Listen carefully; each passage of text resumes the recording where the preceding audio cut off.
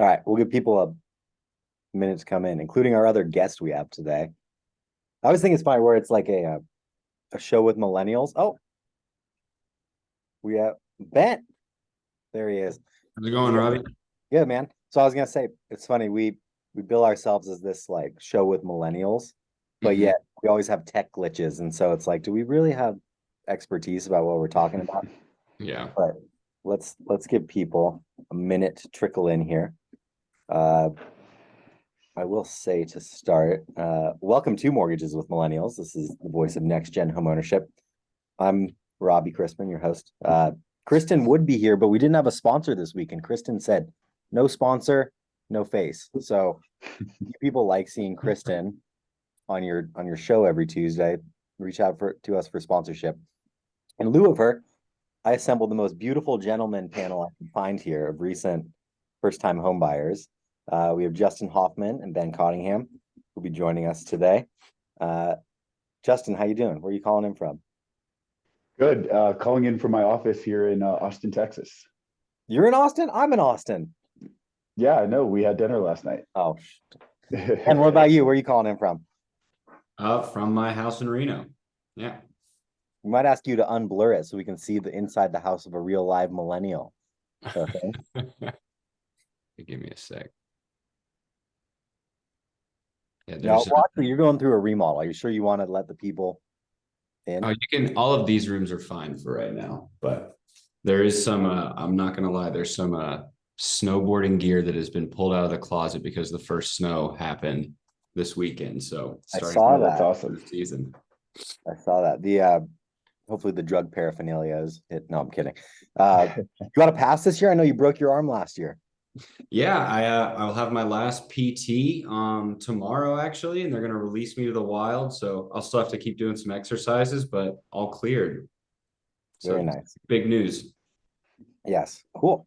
So today we have an all male panel. I received some requests from the ladies out there for a lady Q&A session on first time home ownership and what to expect from the process. So for viewers out there, we'll have that on a subsequent episode. Gents, I'm going to launch in with a little market update here. Then hopefully you two have a couple questions, maybe not. Maybe I'll be sufficient in explaining things about what's going on with the Fed or rates or anything like that. I know Justin wants to know when he can refinance. He hasn't even moved his stuff into his new house yet. He wants to refinance already. And then we'll launch into the questions for you two. Sound good? Sounds great. Yeah, great. So, Justin, I know you did ask me when you could refinance. It's not looking like anytime soon. Last month, September, or the entire last quarter, it was pretty bad for bonds, mortgage-backed securities included. So rates rose. 30-year fixed rate mortgages ended September around 7.5% for the average rate, which was up roughly 30 basis points over that month.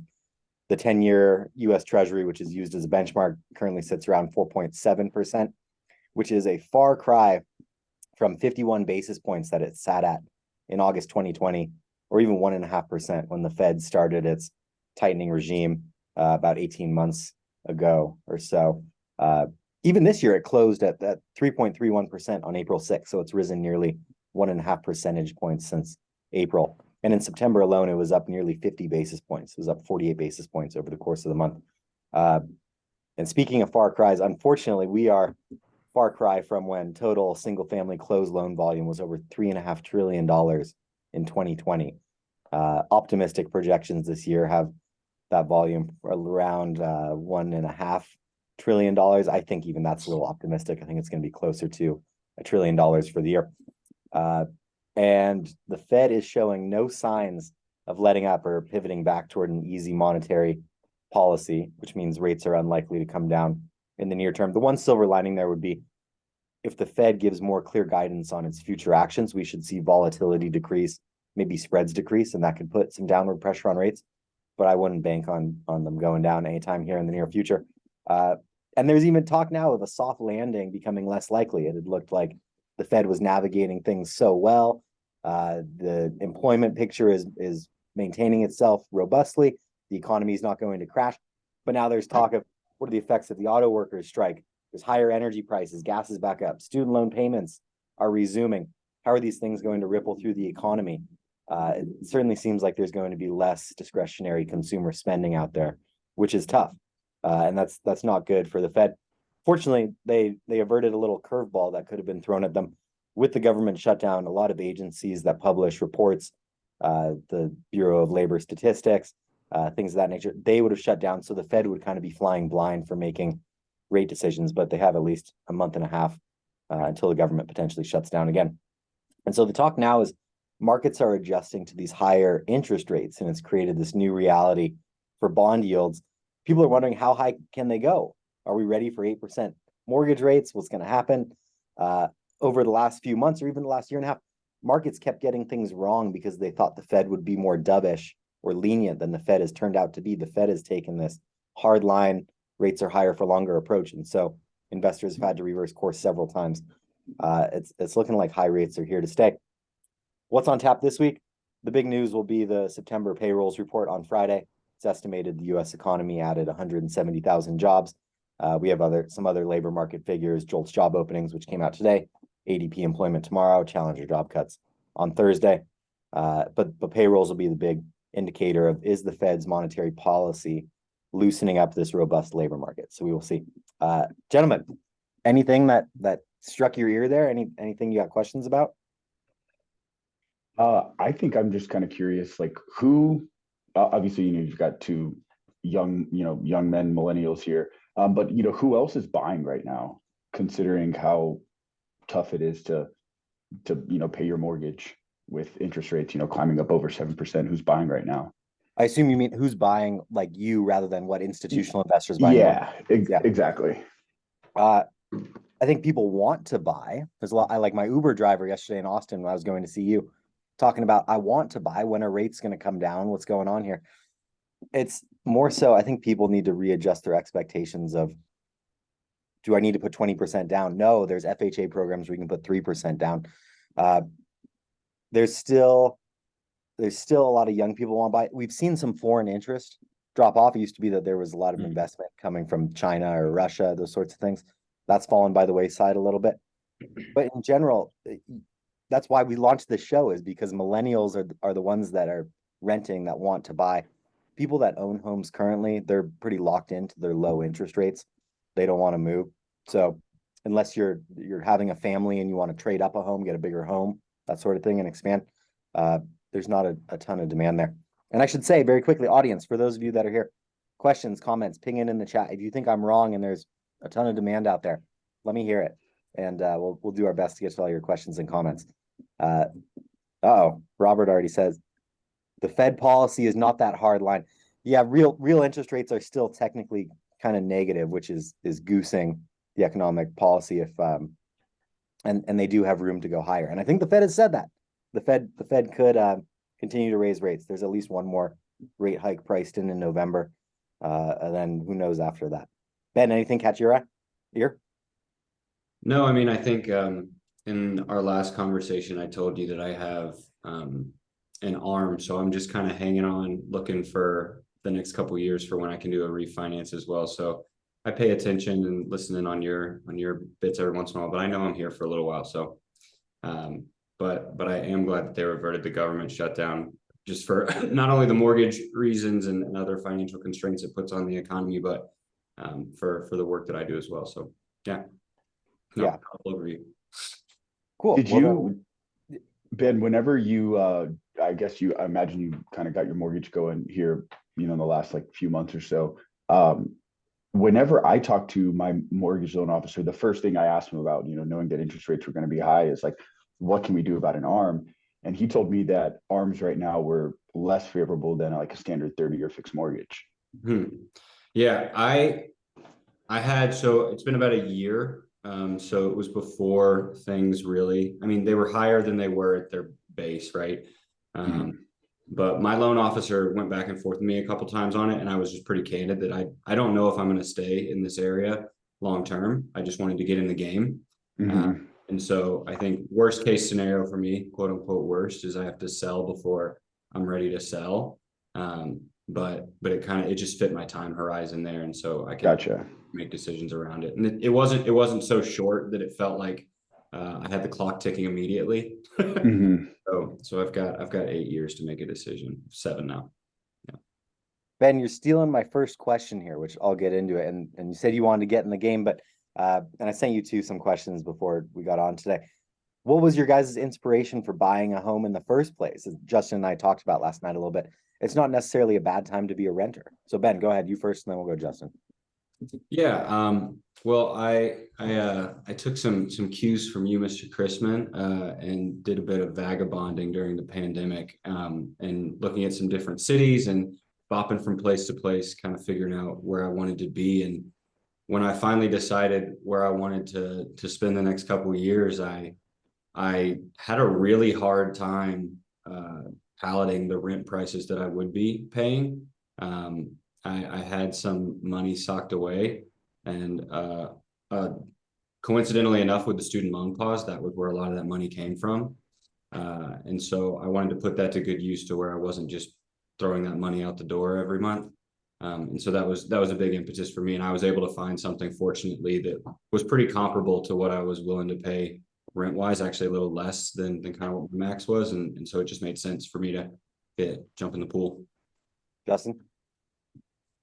Yeah, ours was actually sort of a little bit different. Me and my fiance, we were renting a house together. We've been in there for about 2 years now, and there's just all sorts of stuff that we want to do. We want to paint this wall, or we want to, install this thing here. But I didn't want to spend that money to make someone else's house better, and it just kind of seemed like a waste.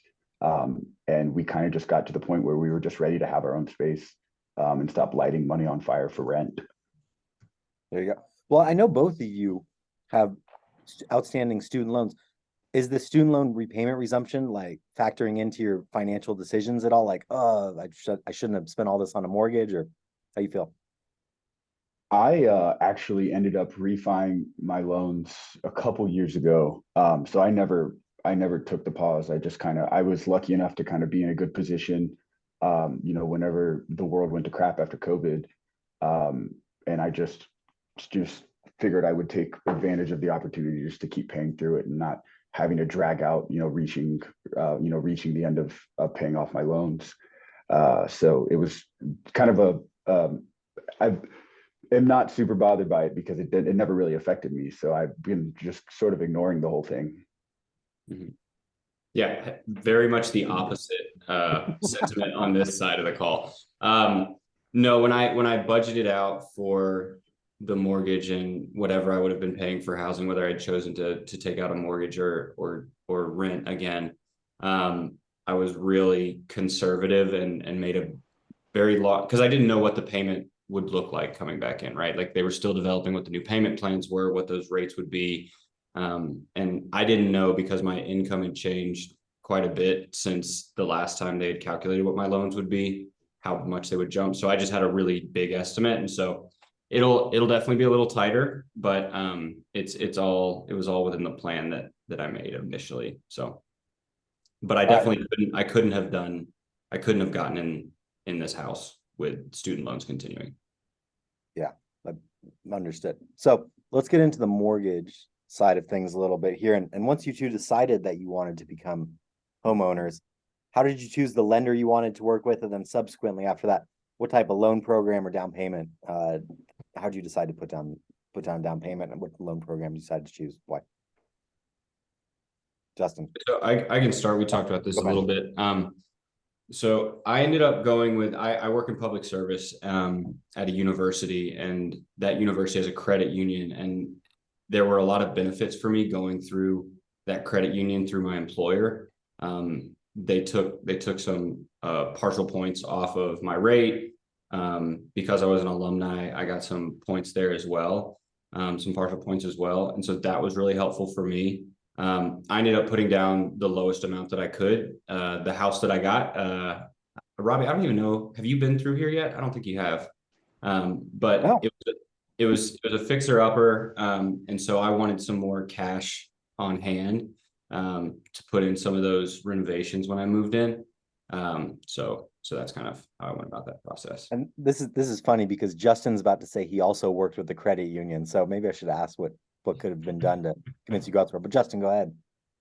Yeah, so I worked with University Federal Credit Union here in Austin, and they were just on my radar, kind of, by chance, or not really by chance. Everybody in Austin has used UFCU for mortgages and car loans and everything like that. So they were someone we were familiar with, and a lot of people spoke really highly of them. So whenever we were kind of going down this route of thinking about buying a house, they were one of the first people that were at the top of the list. And my realtor actually worked pretty closely with the guy who ended up being our loan officer. Just kind of ended up being in our network, just the people that I knew, through college and professionally. So it just kind of worked out that not only did we kind of have this preconceived notion that we could trust UFCU, but knowing that people that we also trusted in our network worked with them or worked for them, it just kind of seemed like a no-brainer. And Robert, you actually asked the next question I was going to ask here, and that's, did you guys rate shop? Justin, did you rate shop? Not formally exactly. I have a buddy that I work with whose dad works at a mortgage company, and I just kind of was in his ear every now and then, like, hey, where's your dad saying rates are at right now? And they were sort of in line with where my loan officer was just kind of checking every day and shooting me a message and kind of letting me know where rates were. So there wasn't too much of a disparity or anything that caught me off guard. So I kind of felt like what my loan officer was telling me was reliable. You actually told me rates dropped the day you went to lock your loan, so you got pretty lucky there. No? Yeah, we did. We the week before we locked our rate, rates jumped up right above 7, and we were just kind of dreading it, and we're just like, all right, well, we've got the appetite to be able to pay the interest in the short term, so let's just go ahead and do it. And the day that we were going to go ahead and lock it in, it just happened to be one day where they had dipped below 6 for a day or two, and we locked in, and then the very next day they were back up. So we were pretty fortunate. Ben, what about you? You rate shop much? Yeah, I did. I think the advice I got was to try to look at least 3 different lenders. And I honestly, I could basically tell after the first call if the lender was right for me or not, and if they were going to give me an offer that I thought I would want to take. But the thing that was helpful is they all had different mechanisms that they were using within those proposed mortgages and how they were structuring them. And those are things that I wouldn't have known about. And so it just gave me a platform to ask a lot of questions that were helpful. So like I went through Rocket just because if you're on Zillow or Redfin, they're going to push notifications to you all the time. So I said, why not? Definitely. I went through a local lender here at the suggestion of the realtor I was working with, the credit union, through my employer. And then I also went through a company called Landed, which is available for public service employees, and they pay part of your down payment. They get partial equity in the home from that down payment. So whenever you sell, they do get a chunk of whatever the change in the equity, whether it's positive or negative. And I talked to them as well. So those were kind of the 4 main conversations I had going. There's a lot of down payment assistance programs out there that I think are really beneficial for young people to look into, because as I said earlier in the show, the reality of saving up 20% of a house's value for down payment it's kind of obsolete in a lot of senses. It's really hard to do. There's a hot topic right now in the mortgage industry called trigger leads, which is essentially when you consent to a credit report, your data is sold to other companies and they start calling you and pinging you. So trigger leads are not popular, but I want to ask both of you, if you started getting bombarded with calls from other companies, but they had slightly lower rates, would you work with them, or would you be like, these people are pushy, or I didn't originally consent to be with you? How would you feel? I'm always wary of someone calling me over the phone, kind of cold calling. So I think I might be a little bit apprehensive, but if someone could pretty quickly substantiate to me that what they were offering me was reliable and real, then I would certainly be interested. I mean, who doesn't want to save? But I think a lot of people kind of have that barrier of it feeling like telemarketing. And whenever I feel like I'm on the phone with the telemarketer, I am pretty quick to shut them down. Yeah, exactly. Yeah. I think I'm in the same boat. seeing as this podcast or this show's all about millennials at this point, I don't know many millennials who pick up random numbers that call them on their phone. If they're not in their contacts, if there's not an ID on it, like I don't know many people who pick that up. Yeah. But again, I think if you know that you're in that space and you're searching out, it's nice. And I did have a couple people reach out to me when that happened, like once I started searching and putting my information into some of these calculators online. But I appreciated that folks were pretty respectful when if I did answer, I'd say, I'm fine. I don't need this now. I've moved in further in my search. I'm not looking for anyone else. So, So one more follow-up question. After you submit your application for a mortgage company, what method would you prefer they reach out to you and how quickly? Like if a phone call, you want someone to call you within 30 seconds? I think I prefer email, just because I've got a lot going on in my day. And if I need to get pulled away for a call that isn't related to my job, it's just kind of hard to make that happen. Email, that's kind of what I do most things in my life. If I can get an email or a text, I can kind of handle it at my own pace. Yeah, I would very much agree with that. I think maybe if you want to send me a text that just confirms that you got the application or something like that, if you want to have that sort of immediate feedback, that's fine. But just because I put in the information doesn't mean I'm ready to talk on the phone for you. Yeah. Yeah. I was thinking the other day, it'd be nice if as part of the workflow for these mortgage companies, they said, what is your preferred method of communication? And then how frequently do you want us to contact you? How quickly do you want us to contact you? What are the best times to contact you? I'm sure there's companies I definitely have experienced people asking what my preferred method of communication is. And that was helpful, but the frequency, that question, I don't think was asked really at all. Yeah. So if you don't respond immediately, would you like a follow-up reminder after a couple of days? Or are you like, if I ghosted you, you're ghosted and you're done to me? That's a great question.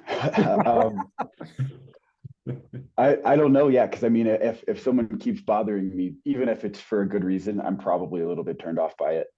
Fine. Yeah, Ben? Yeah, I think again, don't call me with a reminder. Yes. If you want to push me a text notification, that's fine. I can handle that all day. Yeah. To the point where I don't want it, I'll text you stop. So yeah, I think that's fine. But just don't send me one of those multiple times a day. Yeah. Very well put. So you both revealed you worked with credit unions, and I want to ask about the interaction between your lender and your realtor, because they do need to work in concert to help get this across the finish line. And so what was that interaction like between your realtor and the credit union?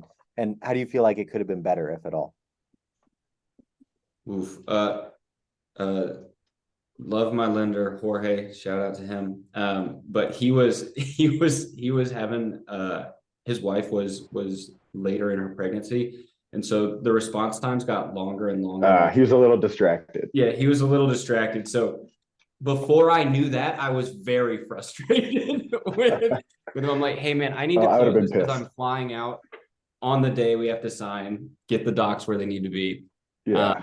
So that was frustrating, but to his credit, he gave me his personal line and we were able to keep things moving when we needed to. But I really appreciate it. My realtor took everything off my plate that he could. And I would just get an email update from him every couple of days with what had moved, what he needed my help on. And that was super, I very much appreciated that. Justin? Yeah. Mine. So I found my realtor is just someone that I had known for a while and worked with, his boss a bit. And again, as I mentioned before, I found my loan officer because of my realtor. It's someone that he had worked with a bunch. So they worked super well together. They know each other's schedules and they communicate a bunch, and, they would talk about, my home buying process on the golf course. So it was nice. And, we were group text and group, on emails together and everything. So they worked super well together, and you could tell that it was a well-oiled machine. We had nothing to worry about. The one thing that I wish was a little bit different in the process is kind of upfront, you've got your down payment, but then, and that there are additional costs that are going to be related to closing, but both the lender and the realtor had mentioned them. But I guess I didn't know to ask a little bit more about it, like how it's itemized, what's covered by the buyer and the seller. So a lot of that was just kind of not necessarily overwhelming, but just to see all those numbers at the end and have to take the time to understand where they came from and, what's all included. I kind of wish I just would have been a little bit more in the loop on that, on the front end before we got to the last week. And, we've got all this money that we've got ready for this down payment. They're like, oh, also, by the way, here's like several thousands of dollars more that we need you to give us. Yeah, but before the process or even during it, where'd you go for advice? Where do you feel like is a good place to turn that you can trust? Did you go to your mortgage originator? How'd you kind of set the baseline there?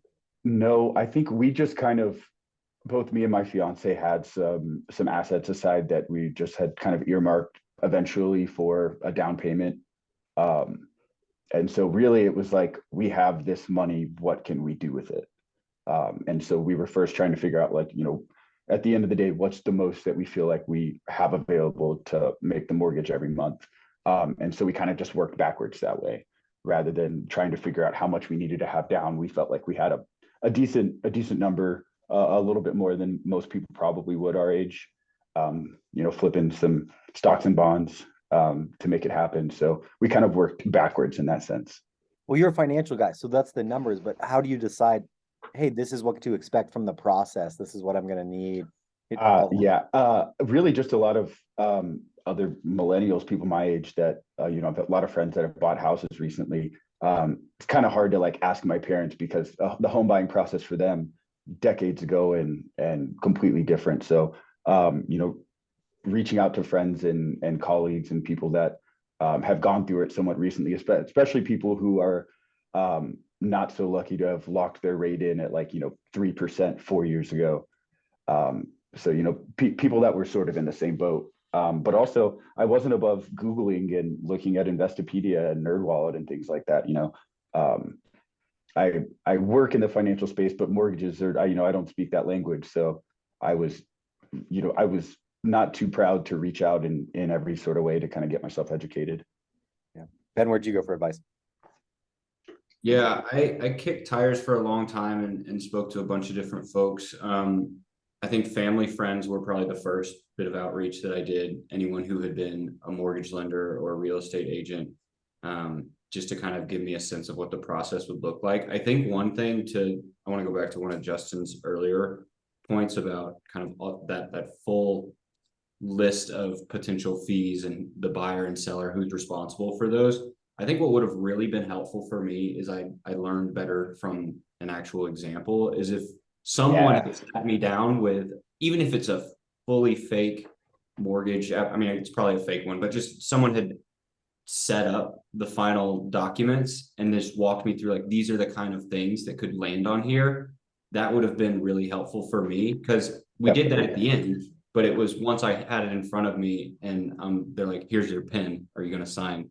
Yeah. Well, shit, man, you got to take some time to talk me through this. Sorry. I was gonna say, that's what your loan estimate is for. They sent you that at the start of the process. You didn't go through it? Come on.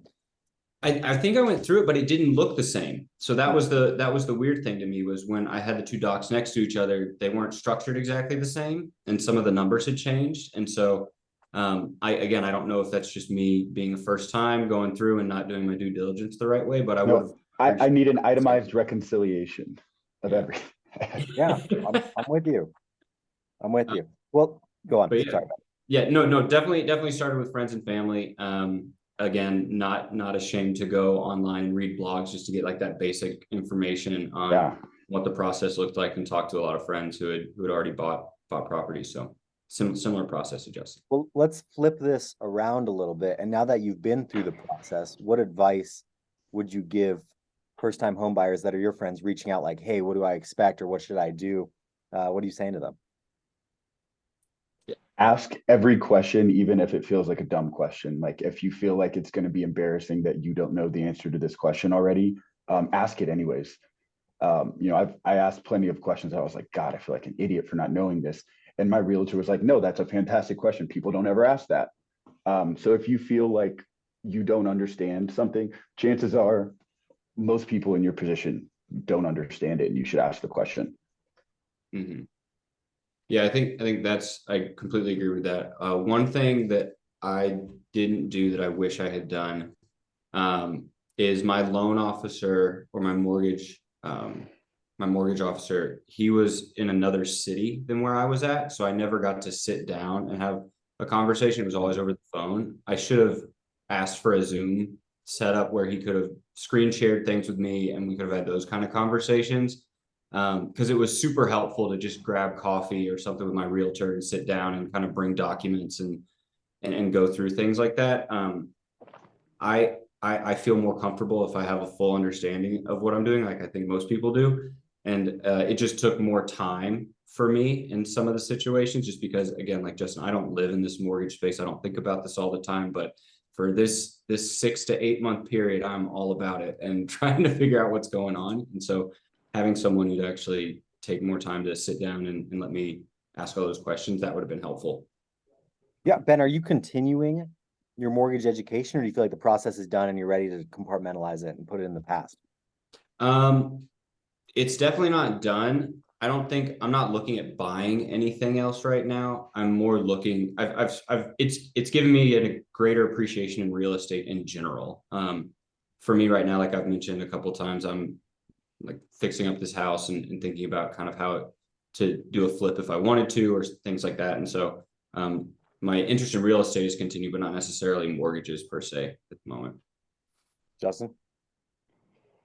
I'm just waiting for interest rates to drop so I can refi, baby. I'm like, That's you haven't even closed yet. Why am I asking you this question? We've closed. Or sorry, you haven't moved in yet. Yeah, we're moving in on Saturday. Yeah. Moving in Saturday. Yes. So no Texas versus Oklahoma football game for you. Oh, I'm getting the internet set up on Friday night, so that way I can go on Saturday morning while the movers are doing their thing, and I can watch football on a big empty home. Good. Well, as we said at the start of the show, I'm in Austin. I'll be up in Dallas for the game. I will have some Frito pie for you. Does anybody please do. Here and you want to meet me at the state fair? Send me an email. Ping me in the chat. I'm up for a Frito pie. Maybe they have frozen beer still, or frozen Oreos. They got crazy stuff up there. Fried Oreos. Fried Oreos. Yeah. Yeah. Frozen Oreos. No, they do. They do have deep fried beer though. Wait, really? I think they just like deep fried dough balls and then put them in there, pour beer. I don't know. They can deep fry anything at the Texas Gives me State heartburn Fair. just hearing that word. Yeah. All right, back to mortgages here. You both said you worked with credit unions. Would you work with them again? Would you look for a different lender? Why or why not? Right now I think I'm kind of in the process of, or like in the mindset of like, if it ain't broke, don't fix it.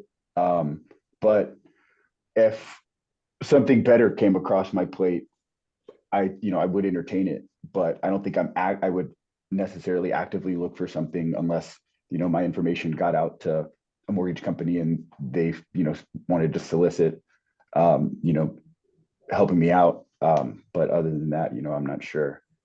I'm not sure yet. Katie in the chat says, will you go back to that same lender for your refi? It sounds like the answer is yes.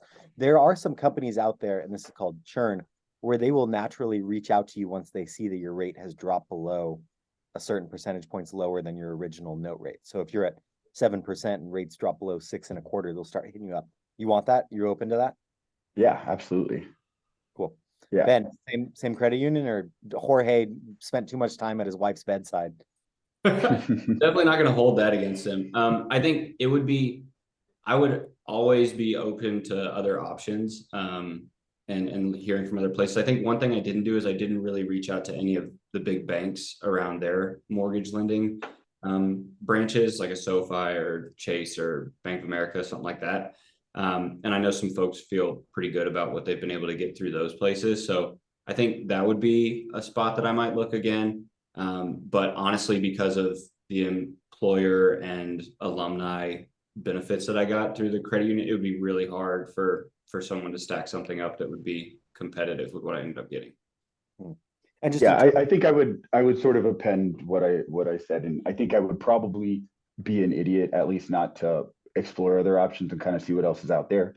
But I would still say that my experience with the credit union was really good, and it'd have to be a pretty convincing situation for me to go with somebody else. Yeah, Nolan just wrote into the chat and he said, what, if anything, has your lender done to stay in contact with you post-closing? And would you want any other information besides rate updates as after you've already closed and moved forward? He followed up and actually, to the point that you made earlier, let me know that he was like, it's not going to happen in the next year, but if your rate gets down below, this certain point, I'll reach out to you and we can have a discussion about whether or not you think it's a good time for you to refi. So we've got, he just kind of kept the door open and let me know that he's kind of watching my rate and looking out for me.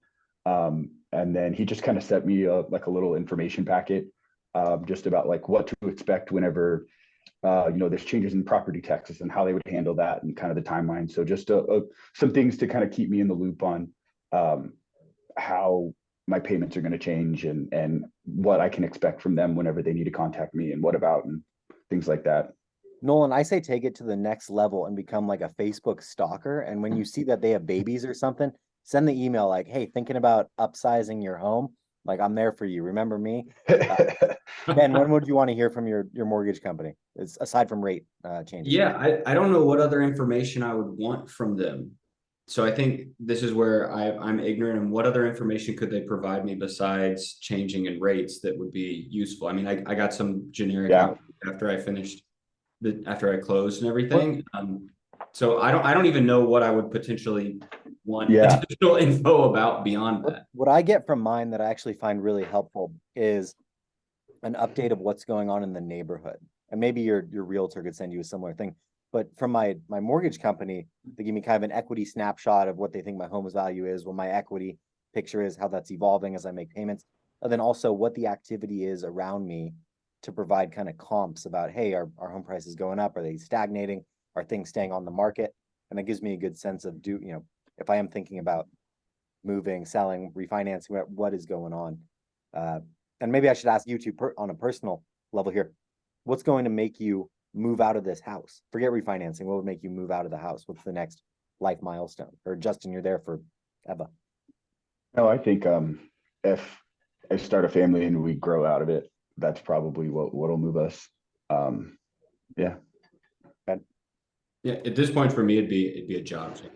If I took a role that wasn't remote or wasn't in the area, I'd move out probably.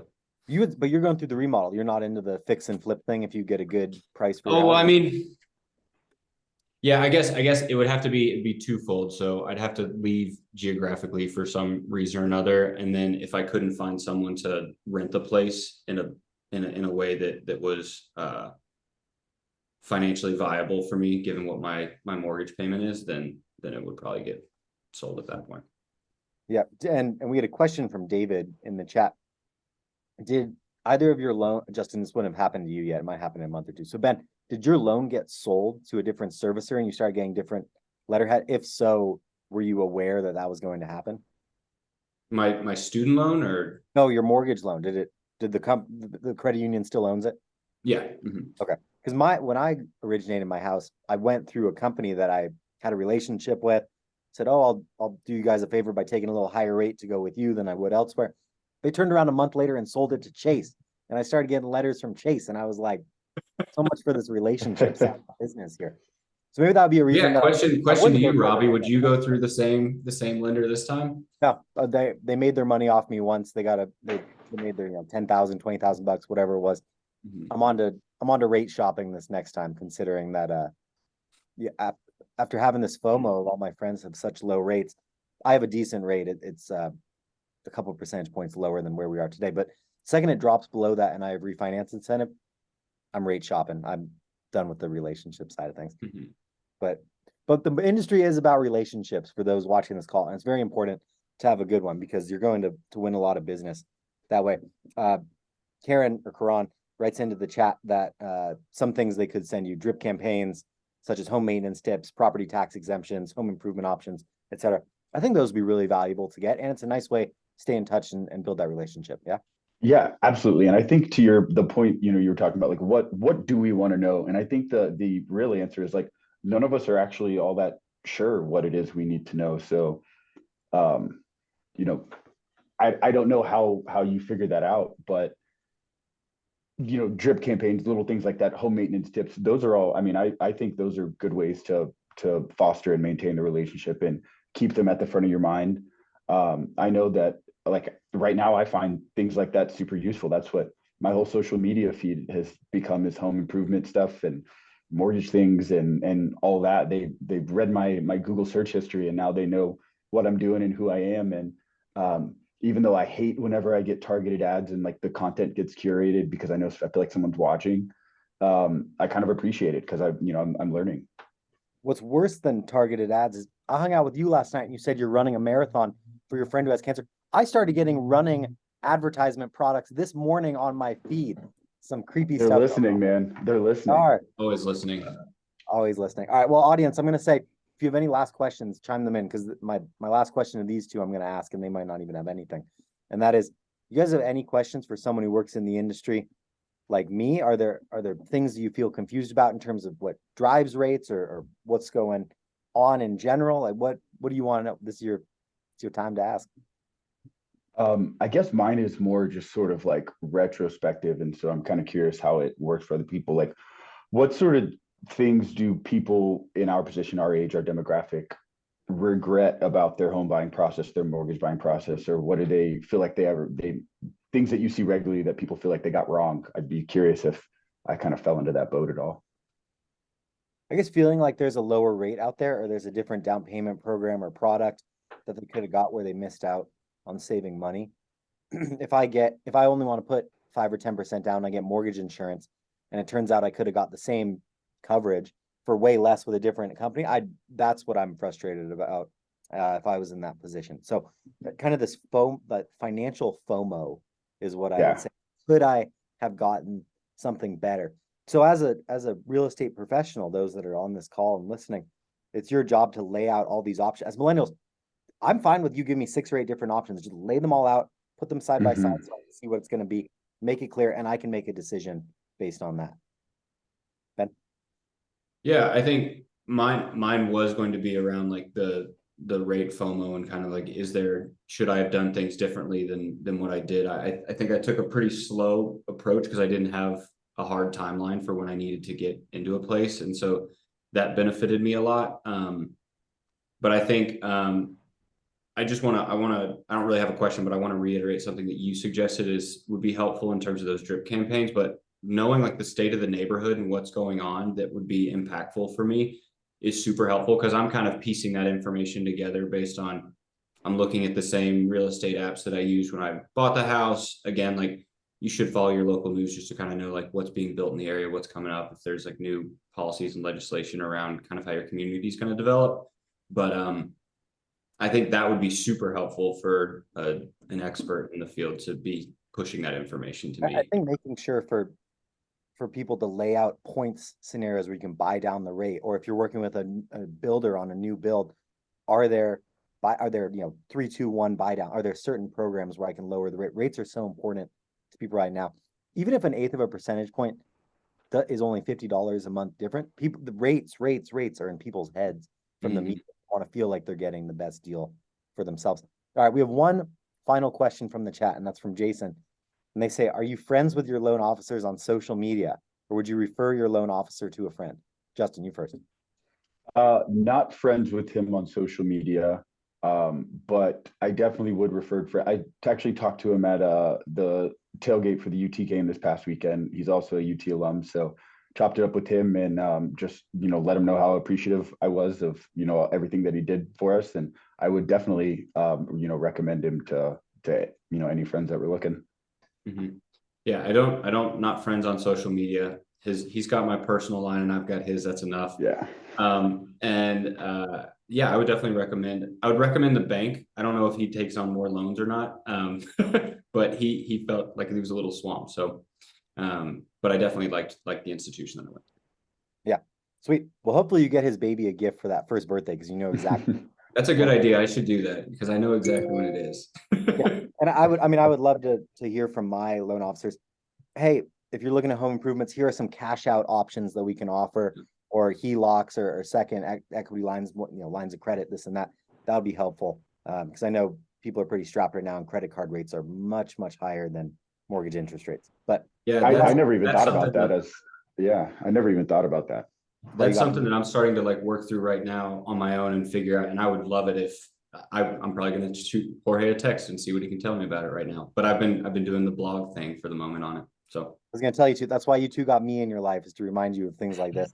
Yeah. We're out of time. I want to thank you both very much for joining me today. I enjoy this. I think the audience really did too. And I don't even have to thank a sponsor. People, if you're out there and you like this show, reach out to Kristen for sponsorship. No, Nolan, thank you for tuning in and thanks for contributing in the chat. You guys have a great day. I'll see you both soon. See you guys. Thanks everyone. Thanks for having us.